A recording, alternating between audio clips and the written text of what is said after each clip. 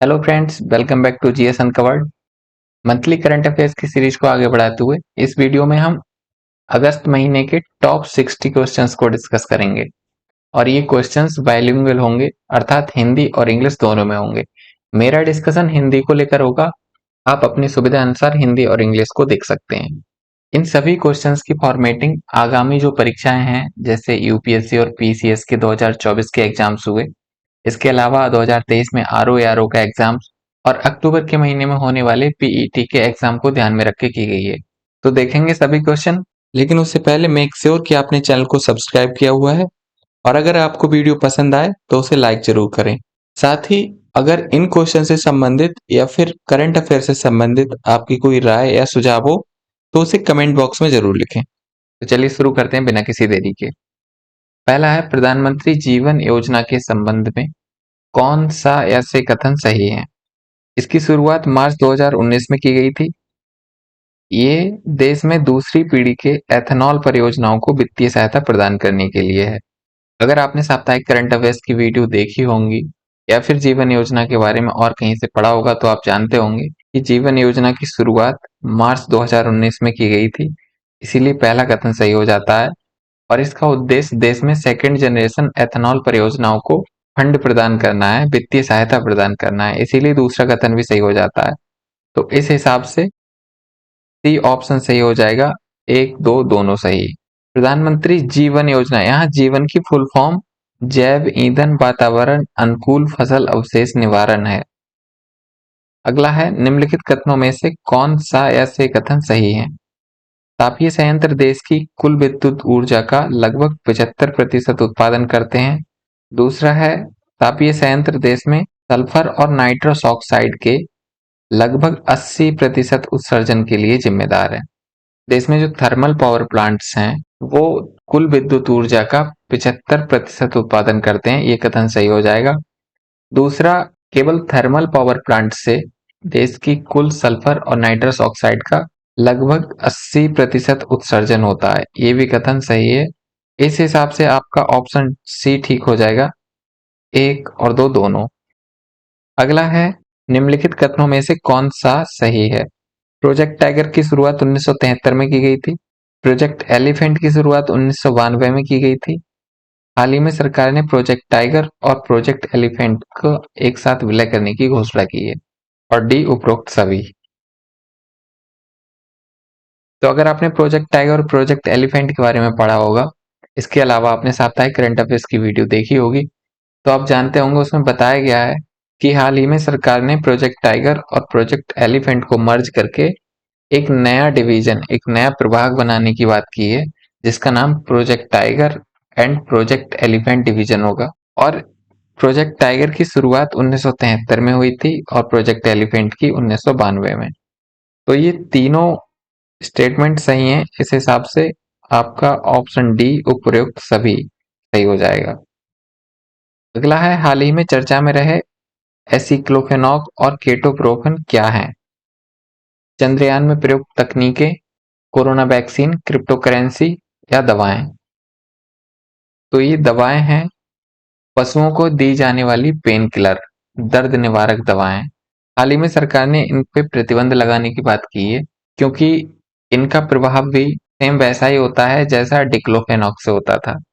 डिक्लोफेनक के बारे में आप जानते होंगे कि शायद 2006 में सरकार ने डिक्लोफेनक पे प्रतिबंध लगा दिया, क्योंकि जो जानवर उस दवा का सेवन करते थे बाद में उनकी मृत्यु के पश्चात उनका भक्षण गिद्ध करते थे, तो गिद्धों की संख्या में एक साथ भारी गिरावट आने लगी। बाद में पता चला कि गिद्धों की संख्या में गिरावट आने का मुख्य कारण डिक्लोफेनिक दवा है, तो इसीलिए 2006 में डिक्लोफेन पे प्रतिबंध लगा दिया। अब उसी तरह एसिक्लोफेनॉक और केटोप्रोपेन पे भी प्रतिबंध लगाने की बात कही है। अगला है, हाल ही में सुस्वागतम पोर्टल का शुभारंभ किसने किया है? बैंक ऑफ बड़ौदा ने, सुप्रीम कोर्ट ने, एयरटेल ने या भारतीय रिजर्व बैंक ने? सुस्वागतम पोर्टल। तो इसका सही आंसर हो जाएगा option B, Supreme Court. Supreme Court ने हाल ही में वकीलों से मिलने के लिए या फिर कोर्ट की सुनवाई में भाग लेने के लिए या फिर न्यायालय की किसी भी प्रक्रिया में भाग लेने के लिए लोगों को सुस्वागतम पोर्टल पे जाके रजिस्ट्रेशन करना होगा, जिसके माध्यम से एक ई पास जनरेट किया जाएगा। उस पास के माध्यम से आप कोर्ट परिसर में जा सकते हैं, वकीलों से मिल सकते हैं, कोर्ट की सुनवाई में भाग ले सकते हैं या फिर अन्य जो काम हो वो देख सकते हैं। तो सुस्वागतम पोर्टल, सुप्रीम कोर्ट। अगला है, हाल ही में भारत में आयोजित एशियाई चैंपियंस ट्रॉफी का विजेता कौन है? एशियाई चैंपियंस ट्रॉफी 2023, इसका आयोजन भारत में हुआ था और फाइनल में भारत और मलेशिया के बीच मैच हुआ, जिसमें फाइनली भारत ने जीत दर्ज की है मलेशिया को हराते हुए। तो एशियाई चैंपियंस ट्रॉफी 2023 का विजेता भारत, ऑप्शन ए सही। अगला है, अमृत भारत स्टेशन योजना के संदर्भ में निम्नलिखित कथनों में कौन सा या से सही है? पहला है, इसकी शुरुआत फरवरी 2023 में रेलवे मंत्रालय के द्वारा आवास और शहरी मामलों के मंत्रालय के सहयोग से की गई थी। दूसरा है, इसका लक्ष्य भारत में 1309 रेलवे स्टेशनों को आधुनिक सुविधाओं से लैस करना है। तो अगेन, अगर आपने वीडियोस देखी होंगी साप्ताहिक करंट अफेयर्स की, तो उसमें बताया है कि इसकी शुरुआत फरवरी 2023 में ही की गई थी, रेलवे मंत्रालय ने आवास और शहरी मामलों के मंत्रालय के साथ मिलकर। तो पहला कथन सही हो जाएगा। दूसरा कथन भी सही है, क्योंकि इसमें कुल 1309 रेलवे स्टेशनों को शामिल किया है और उन रेलवे स्टेशनों का आधुनिकीकरण किया जाएगा। तो दूसरा कथन भी सही है। इस हिसाब से आपका ऑप्शन सी ठीक हो जाएगा, ए और दो दोनों सही। इस योजना के संदर्भ में एक दो फैक्ट और आपको ध्यान रखने चाहिए कि इस योजना में सर्वाधिक स्टेशन वाला राज्य जो है वो उत्तर प्रदेश और राजस्थान है। राजस्थान और उत्तर प्रदेश के शायद 50-50 स्टेशन शामिल हैं, ये आप देख लेंगे, पर इतना कंफर्म है कि उत्तर प्रदेश और राजस्थान ये सर्वाधिक स्टेशन वाले राज्य हैं जो अमृत भारत स्टेशन योजना में शामिल हैं। इसके अलावा हाल ही में इसके पहले चरण की शुरुआत की गई है, जिसमें 508 रेलवे स्टेशन को शामिल किया है। तो शुरुआत में 508 रेलवे स्टेशन को, बाद में इसके अलावा और स्टेशनों को शामिल किया जाएगा। अगला है, हाल ही में भारत में आयोजित उन्मेष और उत्कर्ष अंतरराष्ट्रीय महोत्सव का उद्घाटन किसने किया? प्रधानमंत्री नरेंद्र मोदी, राष्ट्रपति द्रौपदी मुर्मू, गृह मंत्री अमित शाह, रक्षा मंत्री राजनाथ सिंह। इसका सही आंसर हो जाएगा राष्ट्रपति द्रौपदी मुर्मू। उन्मेष और उत्कर्ष के संबंध में दो तीन फैक्ट जो आपको ध्यान रहने चाहिए, वो ये कि उन्मेष एक साहित्यिक उत्सव है जो लगभग 3 दिनों तक चलता है और ये भाषाओं की सहभागिता के मामले में एशिया का सबसे बड़ा साहित्यिक उत्सव है। इसके अलावा उत्कर्ष एक लोकोत्सव है जिसमें जनजातीय कलाओं का प्रदर्शन किया जाता है। आगे है, हाल ही में चर्चा में रही तंपारा झील किस राज्य में अवस्थित है? तंपारा झील तमिलनाडु, उड़ीसा, गुजरात या मध्य प्रदेश? तो इसका सही आंसर हो जाएगा ओडिशा। चर्चा में इसीलिए रही थी क्योंकि एनजीटी ने इस झील के आसपास हो रही अवैध गतिविधियों पर नियंत्रण लगाने की बात की थी। अगला है, डिजिटल स्वास्थ्य प्रोत्साहन योजना को कब आरंभ किया गया था? 1 फरवरी 2021 को, 1 जनवरी 2019 को, 1 जनवरी 2023 को या फिर 1 जनवरी 2022 को? इसका सही आंसर हो जाएगा ऑप्शन सी, 1 जनवरी 2023। डिजिटल स्वास्थ्य प्रोत्साहन योजना 1 जनवरी 2023 को शुरू की गई थी और इसमें विभिन्न जो स्वास्थ्य सुविधा केंद्र हैं उनको शामिल किया जाएगा, उनका वित्तीयन किया जाएगा ताकि वो आधुनिक सुविधाओं से लैस हो सकें। अगला है, हाल ही में चर्चा में रहे कोशिका मुक्त डीएनए के संदर्भ में निम्नलिखित कथनों में से कौन सा या से सही कथन है? पहला है, कोशिका मुक्त डीएनए कोशिका के बाहर शरीर के विभिन्न तरल पदार्थों में पाए जाते हैं। दूसरा, कोशिका मुक्त डीएनए की सहायता से अल्जाइमर, न्यूरोनल ट्यूमर और स्ट्रोक जैसी बीमारियों का इलाज किया जा सकता है। तो कोशिका मुक्त डीएनए ये कोशिकाओं के बाहर पाए जाते हैं शरीर के विभिन्न तरल पदार्थों में, ये कथन बिल्कुल सही है। इसका नाम ही है कोशिका मुक्त डीएनए, जो कोशिका से मुक्त हो गए हों। दूसरा है, कोशिका मुक्त डीएनए की सहायता से अल्जाइमर, न्यूरोनल ट्यूमर और स्ट्रोक जैसी बीमारियों का इलाज किया जा सकता है, ये भी कथन सही है। तो इस हिसाब से ऑप्शन डी, 1 और 2 दोनों सही आपका ठीक हो जाएगा।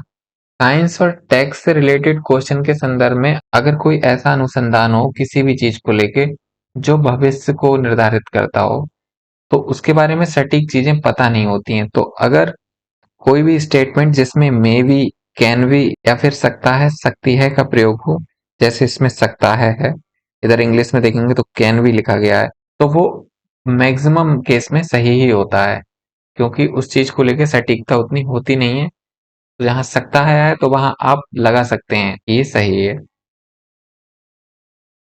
अगला है, हाल ही में चर्चा में रहे अमृत वृक्ष आंदोलन की शुरुआत किस राज्य ने की है? तेलंगाना, हिमाचल प्रदेश, असम, उत्तर प्रदेश।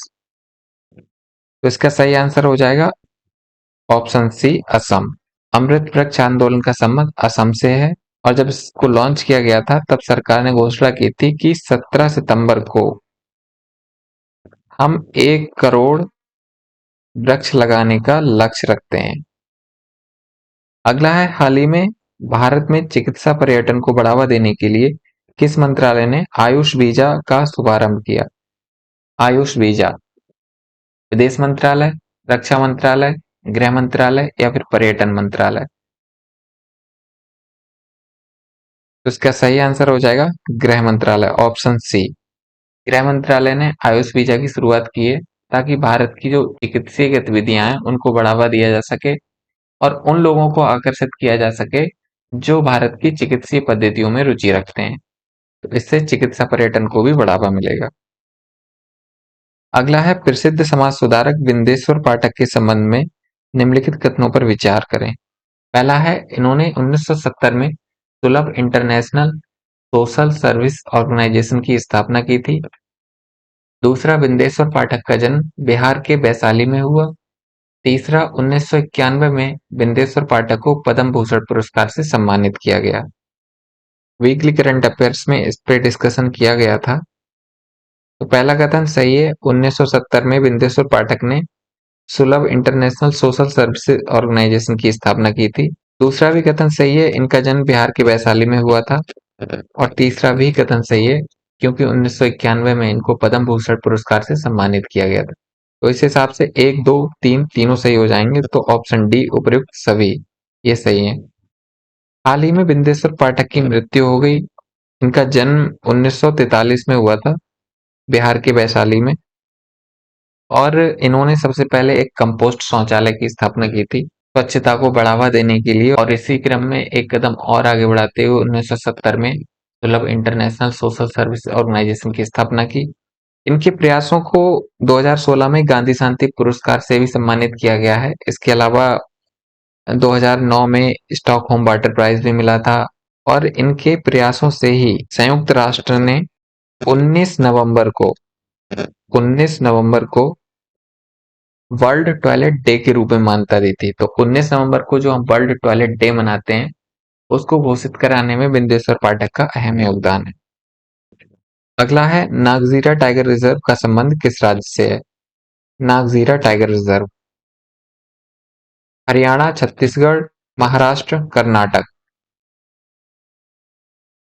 तो इसका सही आंसर हो जाएगा Maharashtra, option C, Maharashtra. Nagzira tiger reserve चर्चा में इसीलिए आया क्योंकि कुछ चीतों को स्थानांतरित करने की बात की जा रही है। तो नागजीरा टाइगर रिजर्व का संबंध महाराष्ट्र से। अगला है, international young eco hero award 2023 के संबंध में निम्नलिखित कथनों पर विचार करें। अवार्ड का नाम ध्यान रखेंगे आप, international young eco hero award 2023। पहला कथन है, इसकी घोषणा एक गैर लाभकारी संगठन एक्शन फॉर नेचर ने की। दूसरा, इस वर्ष 5 भारतीय युवाओं को ये पुरस्कार प्रदान किया जाएगा। तो पहला कथन भी ठीक है, क्योंकि इसकी घोषणा एक्शन फॉर नेचर ने की है, और दूसरा भी ठीक है क्योंकि इसमें 5 भारतीय युवाओं को पुरस्कार प्रदान किया जाएगा। और ये जो 5 भारतीय युवा शामिल हैं, इनका नाम है ईहा दीक्षित, मान्या हर्ष, निर्वाण सेनानी, मन्नत कौर और कर्णव रस्तोगी। तो इस हिसाब से दोनों कथन ठीक हो जाएंगे, ऑप्शन डी सही, 1 और 2 दोनों सही। अगला है, पीएम ऊषा का संबंध निम्नलिखित में से किस मंत्रालय से है? पीएम ऊषा, कपड़ा मंत्रालय, शिक्षा मंत्रालय, पर्यटन मंत्रालय या फिर स्वास्थ्य मंत्रालय। इसका सही आंसर हो जाएगा शिक्षा मंत्रालय। पीएम ऊषा को शुरू किया गया ताकि भारत में जो उच्च शिक्षा है उसमें विद्यमान कमियों को दूर किया जा सके। इससे पहले एक अभियान चल रहा था रूसा करके, RUSA। राष्ट्रीय उच्चतर शिक्षा अभियान, इस अभियान को ही संशोधित करके नए रूप में PM ऊषा के नाम से लॉन्च किया गया। USHA, उच्चतर शिक्षा अभियान।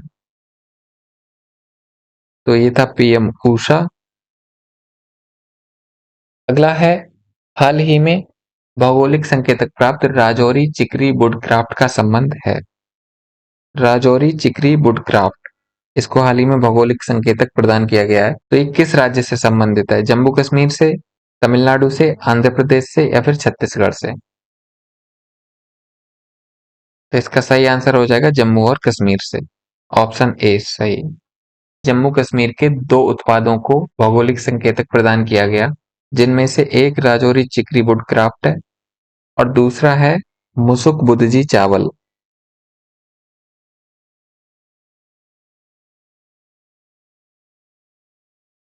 मुसुक बुदजी चावल। इसके अलावा तमिलनाडु के भी एक उत्पाद को GI टैग दिया गया था, उसका नाम अगर आपको पता हो तो बताएं। इसका नाम है मैटी केला, मैटी बनाना। अगला है, मुफ्त IVF उपचार की पेशकश करने वाला पहला भारतीय राज्य या केंद्र शासित प्रदेश है? महाराष्ट्र, उत्तर प्रदेश, दिल्ली, गोवा। मुफ्त IVF उपचार किस राज्य द्वारा प्रदान किया जाएगा? तो इसका सही आंसर है ऑप्शन डी, गोवा। गोवा मुफ्त IVF उपचार की सेवा प्रदान करने वाला पहला राज्य होगा। इस तरह की विभिन्न स्वास्थ्य सुविधाएं गोवा में प्रदान की जाती रही हैं और वो सभी भारतीय राज्यों से सबसे आगे निकलता है इस मामले में। अगला है, भारत का पहला 3D प्रिंटेड डाकघर कहाँ बनाया गया है? 3D प्रिंटेड डाकघर मद्रास में, बेंगलुरु में, अहमदाबाद में या चेन्नई में? तो इसका सही आंसर हो जाएगा बेंगलुरु में। इसको लार्सन एंड टूब्रो ने बनाया है IIT मद्रास की सहायता से।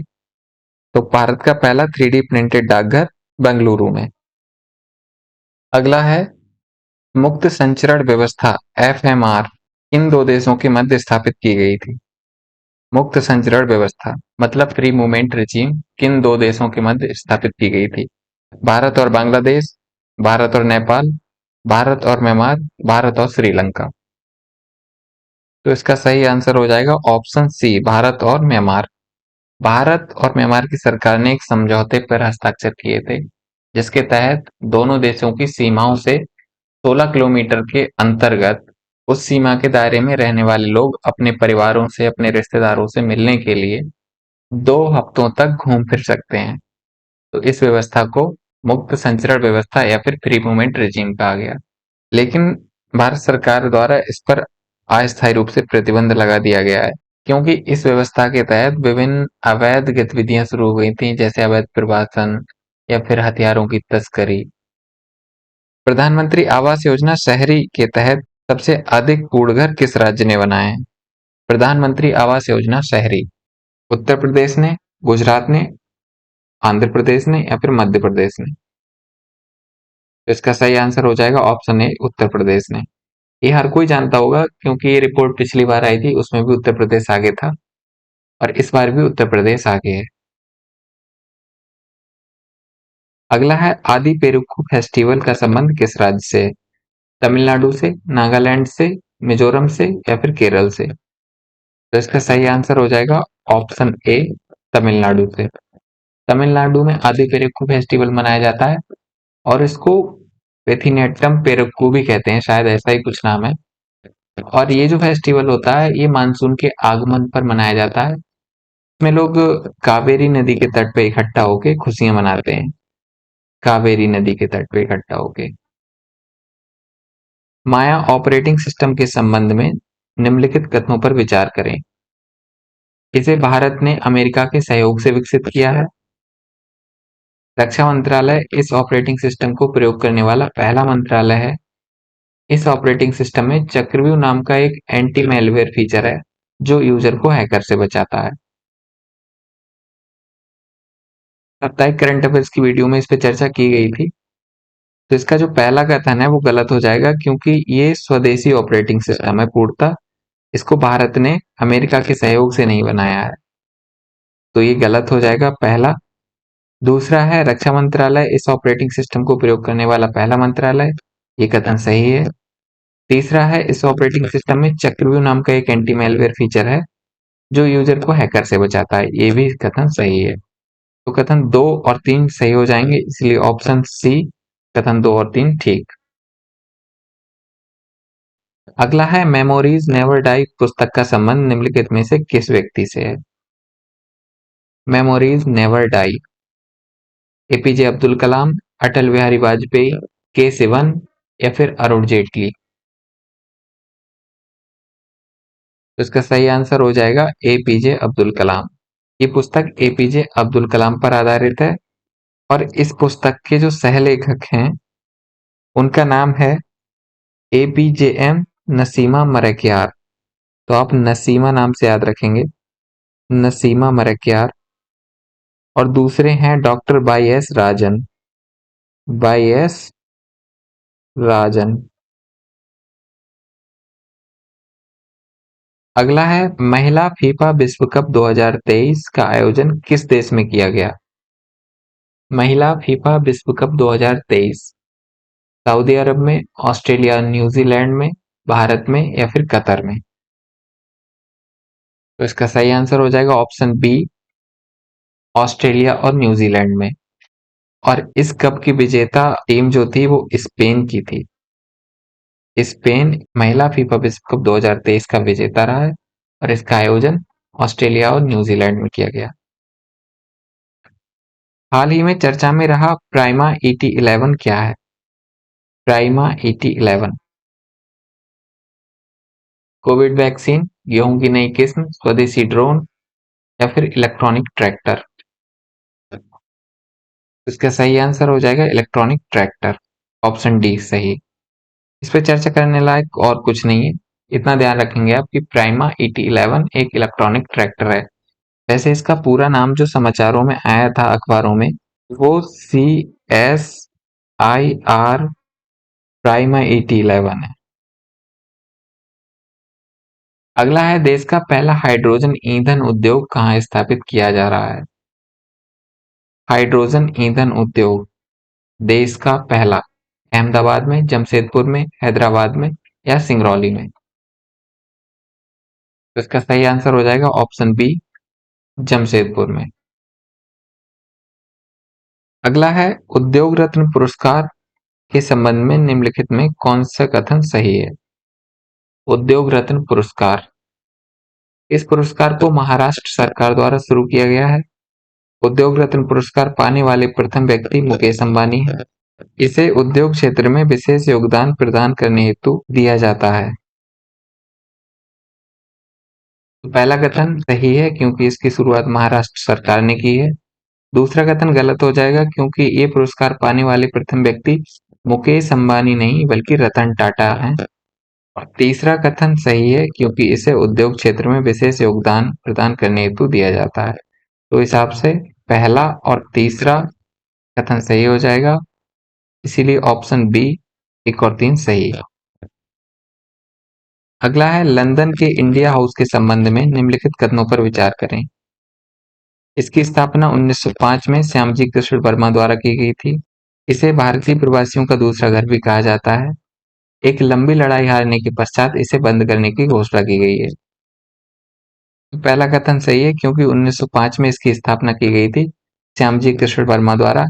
दूसरा कथन भी सही है क्योंकि इसे भारतीय प्रवासियों का दूसरा घर कहा जाता था।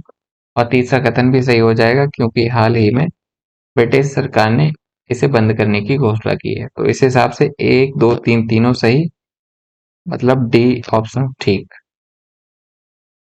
अगला है आरबीआई की रिपोर्ट के अनुसार 2022-23 में कौन सा राज्य शीर्ष निवेश प्राप्त करता है? तो इसका सही आंसर हो जाएगा सी, उत्तर प्रदेश। इसमें डिस्कस करने लायक और कोई खास बात नहीं है, इतना आप ध्यान रखेंगे कि आरबीआई की रिपोर्ट के अनुसार 2022-23 में उत्तर प्रदेश सबसे ज्यादा निवेश प्राप्त करता राज्य है। हाल ही में भारत ने किस देश के साथ कच्चे तेल के भुगतान में स्थानीय मुद्रा का प्रयोग किया है? वीकली करंट अफेयर्स की वीडियो में इस पे डिटेल्ड डिस्कशन किया गया है, क्योंकि ये प्रक्रिया एक लंबी है और लंबे समय से इस पे बात चल रही थी। ऑप्शन है ए सऊदी अरब, बी ईरान, सी रूस और डी यूएई। भारत ने किस देश के साथ कच्चे तेल के भुगतान में स्थानीय मुद्रा का प्रयोग किया है? तो इसका सही आंसर हो जाएगा ऑप्शन डी यूएई। यूएई के साथ भारत सरकार ने समझौता किया था ताकि दोनों देश चीजों के लेन देन में अपनी स्थानीय मुद्रा के प्रयोग को बढ़ावा दे सकें। अगला है चंद्रयान 3 के संबंध में निम्नलिखित कथनों पर विचार करें। भारत चंद्रमा के उत्तरी ध्रुव पर सफल लैंडिंग करने वाला पहला देश बन गया है। चांद पर सफल लैंडिंग करने वाला भारत चौथा देश बन गया है। पहला कथन गलत हो जाएगा, क्योंकि उत्तरी ध्रुव पर नहीं बल्कि दक्षिणी ध्रुव पर। भारत चंद्रमा के दक्षिणी ध्रुव पर सफल लैंडिंग करने वाला पहला देश है और वहीं चांद पर सफल लैंडिंग करने वाले हम चौथे देश हैं। तो पहला कथन गलत, दूसरा सही। इस हिसाब से ऑप्शन बी केवल 2 सही है। अगला है हाल ही में चर्चा में रहा शिव शक्ति पॉइंट क्या है? ये हर किसी को पता होगा, शिव शक्ति पॉइंट, तो इस पे बताने की जरूरत नहीं है। फिर भी ऑप्शन है अंटार्कटिका पर भारत का नया वैज्ञानिक अनुसंधान केंद्र, भारत का सबसे पूर्वी बिंदु, चंद्रमा के दक्षिणी ध्रुव पर चंद्रयान 3 की लैंडिंग साइट या फिर हिमालय पर स्थित चोटी। तो इसका सही आंसर सी हो जाएगा। चंद्रमा के साउथ पोल पर विक्रम लैंडर ने जिस स्थान पर अपने पद चिन्ह रखे थे उसको शिव शक्ति पॉइंट नाम दिया गया। चंद्रयान 3 से संबंधित विभिन्न जानकारियों के लिए आप साप्ताहिक करंट अफेयर्स की वीडियो देख सकते हैं। उसमें डिटेल्ड में चीजें बताई गई हैं जो एग्जाम के लिए जरूरी हैं। और अगर आपको ये क्वेश्चन पसंद आ रहा है तो वीडियो को लाइक कर दें। अगला है अग्निबाण क्या है? डीआरडीओ द्वारा विकसित बम, भारत की स्वदेशी रिवॉल्वर, स्वदेशी रूप से विकसित युद्ध टैंक या विश्व की पहली 3D प्रिंटेड मिसाइल। तो अग्निबाण ऑप्शन डी ठीक हो जाएगा, विश्व की पहली 3D प्रिंटेड मिसाइल। और इसका निर्माण भारत द्वारा किया गया है। भारत की एक स्पेस टेक कंपनी है अग्निकुल नाम से। अग्निकुल ने इसका निर्माण किया है और इसमें जिस इंजन का प्रयोग होगा उसका नाम अग्निलैट है। अग्निलैट। अच्छी बात यह है कि अग्निलैट भी 3D प्रिंटेड है। तो अग्निबाण जिसको बनाया है अग्निकुल ने, और इसमें जिस इंजन का प्रयोग किया जाएगा वो अग्निलैट होगा और ये हाफ क्रायोजेनिक इंजन होगा। चंद्रमा का वह स्थान जहां चंद्रयान 2 के पदचिन्ह पड़े थे उसका नाम क्या है? शिव शक्ति पॉइंट, तिरंगा पॉइंट, जवाहर स्थल या साराभाई स्थल। तो इसका सही आंसर हो जाएगा ऑप्शन बी तिरंगा पॉइंट। तिरंगा पॉइंट चंद्रयान 2 के विक्रम लैंडर से संबंधित है, जबकि शिव शक्ति पॉइंट चंद्रयान 3 से संबंधित है। ये आपको अभी बताया था।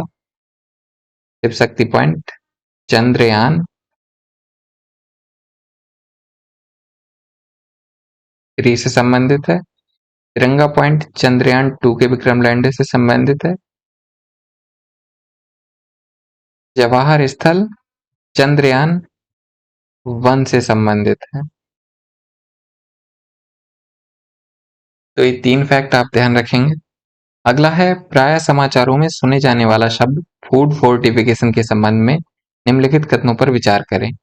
फूड फोर्टिफिकेशन, पहला है इस प्रक्रिया में खाद्य पदार्थों को सूक्ष्म पोषक तत्वों से समृद्ध किया जाता है।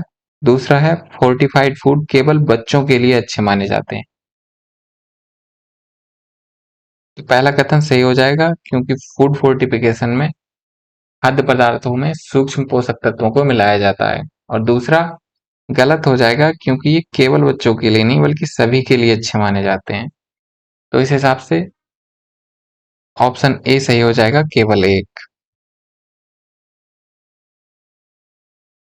अगला है केंद्र सरकार द्वारा पीएम परिणाम योजना को शुरू करने का उद्देश्य क्या है? किसानों की आय दुगनी करना, रासायनिक उर्वरकों के इस्तेमाल को कम करना, मृदा की गुणवत्ता को सुधारना, जैविक खेती से मिलने वाले प्रोडक्ट की मार्केटिंग को बंद करना। तो इसका सही आंसर हो जाएगा ऑप्शन बी, रासायनिक उर्वरकों के इस्तेमाल को कम करना, और इसका मुख्य उद्देश्य है रासायनिक उर्वरकों पर जो सब्सिडी खर्च की जा रही है उसको कम करना, सब्सिडी के बोझ को कम करना, और साथ में जो पारंपरिक उर्वरक हैं उनके उपयोग को बढ़ावा देना। अगला है धौलपुर करौली बाघ अभ्यारण्य के संबंध में निम्नलिखित कथनों पर विचार करें। इसका संबंध राजस्थान से। दूसरा है ये देश का 54वां बाघ अभ्यारण्य होगा। तो पहला कथन सही है क्योंकि ये राजस्थान में बनाया जा रहा है और राजस्थान का 5वां बाघ अभ्यारण्य होगा ये, और देश का 54वां बाघ अभ्यारण्य होगा। तो इस हिसाब से दोनों कथन सही, 1 और 2 दोनों। अगला है रामगढ़ बिस्तारी अभ्यारण्य किस राज्य में अवस्थित है? मध्य प्रदेश, छत्तीसगढ़, राजस्थान या उत्तराखंड? तो इसका संबंध भी राजस्थान से है, तो ऑप्शन सी सही हो जाएगा, राजस्थान।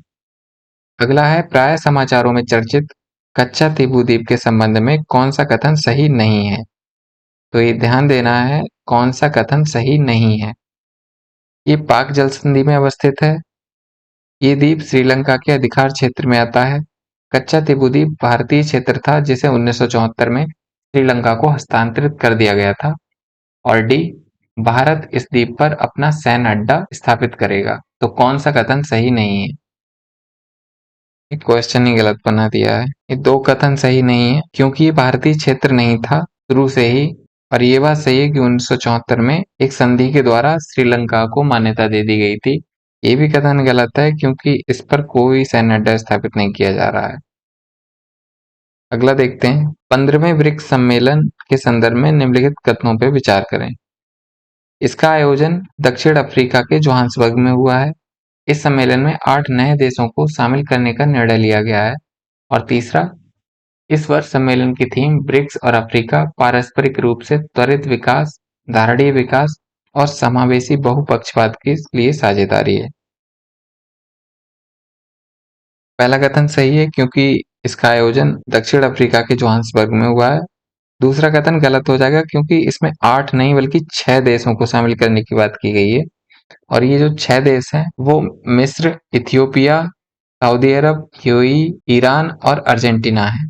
और इन नए 6 देशों की सदस्यता 1 जनवरी 2024 से प्रभावित होगी। 1 जनवरी 2024 से ये प्रभाव में आ जाएंगे।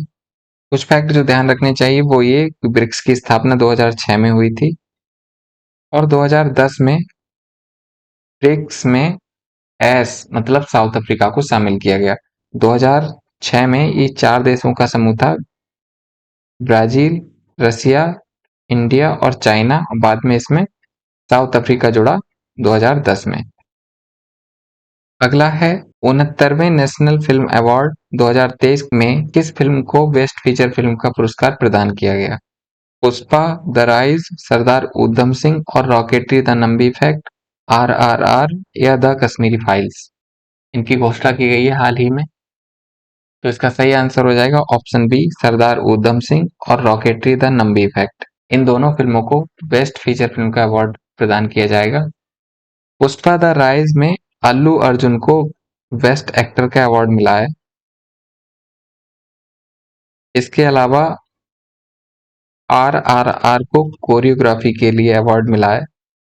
अगला है इंडिया स्मार्ट सिटीज अवार्ड प्रतियोगिता 2022 में किस शहर को सर्वश्रेष्ठ शहर घोषित किया गया? अहमदाबाद, इंदौर, सूरत, बड़ोदरा?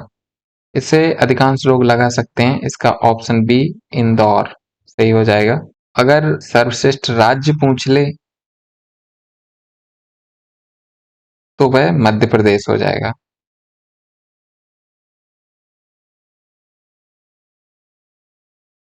सर्वश्रेष्ठ राज्य मध्य प्रदेश और सर्वश्रेष्ठ शहर इंदौर। अगला है NBRI नमो 108 क्या है?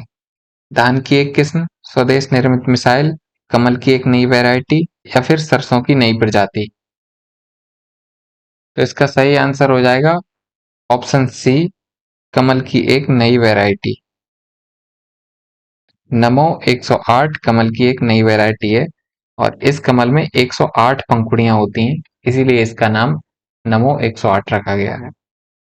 हाल ही में इसरो द्वारा प्रक्षेपित आदित्य L1 के संबंध में निम्नलिखित कथनों पर विचार करें। आदित्य L1 जिसको शायद 2 सितंबर को लॉन्च किया गया है, इसे PSLV C57 द्वारा प्रक्षेपित किया गया। आदित्य L1 में 5 पेलोड भेजे गए हैं। इस मिशन का मुख्य उद्देश्य क्रोमोस्फीयर और कोरोना का अध्ययन करना है। तो पहला स्टेटमेंट सही हो जाएगा क्योंकि इसे PSLV C57 द्वारा लॉन्च किया गया है और ये PSLV का एक्सेल वेरिएंट है। आदित्य L1 में 5 पेलोड भेजे गए हैं, ये गलत है क्योंकि टोटल 7 पेलोड भेजे गए हैं, जिनमें से 4 पेलोड सूर्य की तरफ मुंह करके होंगे जो सूर्य का ही अध्ययन करेंगे और 3 पेलोड होंगे वो L1 पॉइंट पर रहते हुए उसका इन सीटू अध्ययन करेंगे। L1 लैग्रांज पॉइंट को संदर्भित करता है। ऐसे कुल 5 पॉइंट हैं L1, L2, L3, L4 और तीसरा है इस मिशन का मुख्य उद्देश्य क्रोमोस्फीयर और कोरोना का अध्ययन करना है, ये भी सही है। तो इस हिसाब से 1 और 3 सही हो जाएंगे, तो ऑप्शन सी 1 और 3 सही। अगला है कंपाला घोषणा का संबंध किससे है? कंपाला घोषणा, कंपाला डिक्लेरेशन, जलवायु परिवर्तन और प्रवासन, रासायनिक हथियारों के उत्पादन पर प्रतिबंध लगाना, महासागरीय संप्रभुता या फिर अंतरिक्ष कचरा। तो इसका सही आंसर हो जाएगा ऑप्शन ए, जलवायु परिवर्तन और प्रवासन। अगला है भारत में लघु सिंचाई योजनाओं के संदर्भ में कौन सा राज्य शीर्ष पर है? लघु सिंचाई योजना, micro irrigation schemes, Maharashtra, Uttar Pradesh, Tamil Nadu, Madhya Pradesh. तो इसका सही आंसर हो जाएगा ऑप्शन बी, उत्तर प्रदेश। लघु सिंचाई योजनाओं के संदर्भ में उत्तर प्रदेश सबसे आगे है। अगला है ब्राइट स्टार अभ्यास 2023 कहाँ आयोजित किया जा रहा है? ऑस्ट्रेलिया, मिस्र जिसको इजिप्ट भी कहते हैं, भारत या कतर। तो इसका सही आंसर हो जाएगा ऑप्शन बी, मिस्र या इजिप्ट। मिस्र के काहिरा में, मिस्र की राजधानी है जो, उसमें इसका आयोजन किया जा रहा है और इस बार इस अभ्यास में पहली बार भारत भी शामिल हो रहा है। भारतीय वायुसेना की एक टुकड़ी भी इसमें शामिल हो रही है। तो ब्राइट स्टार अभ्यास 2023 मिस्र के काहिरा में आयोजित होगा और पहली बार इसमें भारतीय वायुसेना की एक टुकड़ी भी शामिल हो रही है। अगला है विश्व एथलेटिक्स चैंपियनशिप 2023 में भाला फेंक स्पर्धा में स्वर्ण पदक जीतने वाले पहले भारतीय बने हैं, ये सब जानते होंगे। अन्नू रानी, नीरज चोपड़ा, शिवपाल सिंह या दविंदर सिंह कांग। ऑब्वियसली सही आंसर हो जाएगा ऑप्शन बी, नीरज चोपड़ा। अगला है विश्व के पहले स्पॉटलेस जिराफ का जन्म किस देश में हुआ है? विश्व का पहला स्पॉटलेस जिराफ, इसे एक रंग का जिराफ भी कहते हैं, एक रंग का जिराफ किस देश में पैदा हुआ है? तो इसका सही आंसर हो जाएगा ऑप्शन बी, अमेरिका में। अमेरिका का एक जू है जिसे ब्राइट्स जू कहते हैं, ब्राइट्स जू।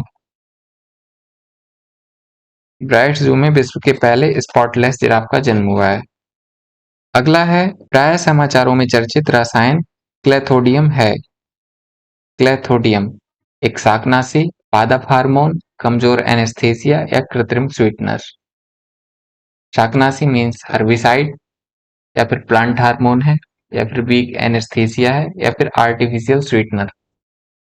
तो इसका सही आंसर हो जाएगा ऑप्शन ए, एक शाकनाशी। हाल ही में चर्चा में इसीलिए आया क्योंकि ऐसी संभावना व्यक्त की गई है कि क्लेथोडियम के यूज से पुरुषों की प्रजनन क्षमता पर नकारात्मक प्रभाव पड़ रहा है। तो क्लेथोडियम एक हर्बिसाइड है, एक शाकनाशी, ध्यान रखना है। अगला है हाल ही में इसरो द्वारा विकसित मछुआरों की सुरक्षा बढ़ाने वाले यंत्र का क्या नाम है? मछुआरों की सुरक्षा बढ़ाने वाले जिसका विकास इसरो ने किया है उसका क्या नाम है? सागर मित्र, नभ मित्र, मछुआ मित्र या जलदोस्त। तो इसका सही आंसर हो जाएगा ऑप्शन बी, नभ मित्र। अगला है प्रथम ग्लोबल इंडिया एआई सम्मेलन का आयोजन किस देश में किया जाएगा? भारत में, इंडोनेशिया में, श्रीलंका में या जापान में। तो इसका सही आंसर हो जाएगा ऑप्शन ए, भारत में। अगला है हाल ही में किस राज्य सरकार ने पंचायत और शहरी स्थानीय निकायों में अन्य पिछड़ा वर्ग समुदाय के आरक्षण को 10% से बढ़ाकर 27% कर दिया है? बिहार, उत्तर प्रदेश, गुजरात या झारखंड? तो इसका सही आंसर हो जाएगा ऑप्शन सी, गुजरात। इससे पहले भी मध्य प्रदेश में ऐसा किया गया था, पर उसमें आरक्षण की सीमा क्या थी ये कंफर्म नहीं है। अगला है ग्रेट स्कीम का संबंध निम्नलिखित में से किससे है? सूक्ष्म, लघु और मध्यम उद्यम, तकनीकी कपड़ा निर्माण, कृषि मशीनीकरण या स्वयं सहायता समूह के सशक्तिकरण? ग्रेट स्कीम, इसको इंग्लिश में भी ग्रेट ही पढ़ेंगे,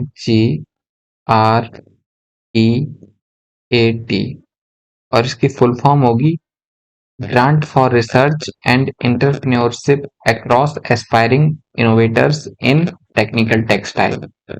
इतना लंबा लिखने में दिक्कत होगी यहाँ पर, फिर भी कोशिश कर रहा हूँ। तो इसका सही आंसर होगा ऑप्शन बी, तकनीकी कपड़ा निर्माण, technical textile manufacturing. Great scheme, तकनीकी कपड़ा निर्माण। अगला है, हाल ही में किस देश ने विदेशी निवेशकों को आकर्षित करने के लिए गोल्डन वीजा योजना को शुरू किया है? ऐसे क्वेश्चंस पीसीएस में आ जाते हैं। पीसीएस में एक विदेशी स्कीम को पूछा गया था 2022 और 23 के एग्जाम में। तो गोल्डन वीजा योजना किस देश ने शुरू की है ताकि विदेशी निवेशकों को आकर्षित कर सके? ऑप्शन है अमेरिका, चीन, फ्रांस या इंडोनेशिया। इसका सही आंसर होगा ऑप्शन डी, इंडोनेशिया। अगला क्वेश्चन है, निम्नलिखित में से कौन सा ऐसे कथन सही है? प्रधानमंत्री जन धन योजना वित्तीय समावेशन आधारित योजना है। दूसरा है, प्रधानमंत्री जन धन योजना में 1 लाख रुपए का दुर्घटना बीमा है। तीसरा है, प्रधानमंत्री जन धन योजना 2014 को शुरू की गई थी। पहला कथन सही हो जाएगा क्योंकि प्रधानमंत्री जन धन योजना का उद्देश्य वित्तीय समावेशन को बढ़ावा देना है, मतलब फाइनेंशियल इंक्लूजन को बढ़ावा देना है। दूसरा, इसमें 1 लाख का नहीं बल्कि 5 लाख का दुर्घटना बीमा है, तो दूसरा स्टेटमेंट गलत हो जाएगा जबकि पहला सही है। तीसरा स्टेटमेंट कि इसकी शुरुआत 2014 में की गई थी, ये भी सही है। तो इस हिसाब से पहला और तीसरा सही है। ऑप्शन सी 1 और 3 सही हो जाएगा। अगला क्वेश्चन है, निम्नलिखित में से भारतीय प्रधानमंत्री को किस देश ने the grand cross of the order of honour से सम्मानित किया है? दक्षिण अफ्रीका, ग्रीस, ब्राजील या संयुक्त अरब अमीरात? तो इसका सही आंसर हो जाएगा ऑप्शन बी, ग्रीस ने। दक्षिण अफ्रीका में ब्रिक्स के समिट के बाद प्रधानमंत्री जी ग्रीस गए थे क्योंकि वहां उनका एक प्रोग्राम था, और ग्रीस जाने वाले ये 40 साल बाद पहले प्रधानमंत्री हैं। इससे पहले इंदिरा गांधी जी गई थी। तो ग्रीस की सरकार ने भारतीय प्रधानमंत्री नरेंद्र मोदी को the grand cross of the order of honour से सम्मानित किया। अगला है, अन्य पिछड़ा वर्ग जातियों के उपवर्गीकरण से संबंधित आयोग के या की अध्यक्ष हैं? न्यायमूर्ति जी रोहड़ी, गीता मित्तल, जस्टिस यूसी शर्मा, उदय उमेश ललित? तो इसका सही आंसर हो जाएगा ऑप्शन ए, न्यायमूर्ति जी रोहड़ी। हाल ही में इन्होंने अपनी रिपोर्ट पेश की है। तो आपको ध्यान रखना है, अन्य पिछड़ा वर्ग जातियों के उपवर्गीकरण से संबंधित आयोग के अध्यक्ष न्यायमूर्ति जी रोहड़ी। अगला है, विश्व तीरंदाजी चैंपियनशिप 2023 में व्यक्तिगत कंपाउंड में स्वर्ण पदक जीतने वाली पहली भारतीय महिला हैं? Option A, Jyothi Surekha Vennam, option B, Aditi Gopichand, option C, Parineeti Kaur या ऑप्शन डी, दीपिका कुमारी महतो? तो इसका सही आंसर हो जाएगा ऑप्शन बी, अदिति गोपीचंद। इनका पूरा नाम अदिति गोपीचंद स्वामी है। अदिति गोपीचंद स्वामी। और अदिति गोपीचंद स्वामी, ज्योति सुरेखा वेन्नम, परिणीति कौर, ये तीनों विश्व तीरंदाजी चैंपियनशिप 2023 में स्वर्ण पदक जीत कर लाई। अगला है, रेमन मैग्सेसे पुरस्कार 2023 किस भारतीय को प्रदान किया जाएगा? आर रवि कन्नन, भारत बातवानी, संजीव चतुर्वेदी या नीलिमा मिश्रा? तो इसका सही आंसर हो जाएगा option A, R Ravi Kannan. Ramon Magsaysay पुरस्कार 2023 आर रवि कन्नन को। तो इस वीडियो में बस इतना ही। कुल 62 क्वेश्चन मतलब 62 क्वेश्चंस को डिस्कस किया गया। अगर आपको क्वेश्चंस पसंद आए हो, उनकी फॉर्मेटिंग पसंद आई हो, तो वीडियो को लाइक कर दें और बाकी लोगों को शेयर कर दें। इसके अलावा मिलते हैं अगली वीडियो में, तब तक के लिए धन्यवाद।